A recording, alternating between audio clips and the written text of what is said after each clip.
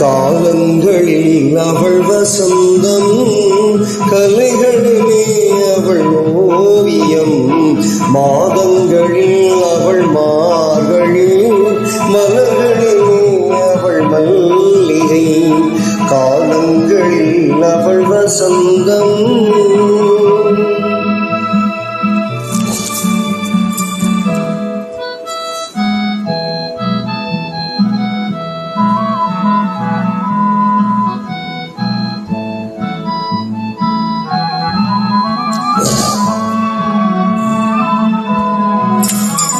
பறவைகளில் அவள் மணிப்புறா, பாடல்களில் அவள் தாலாட்டு.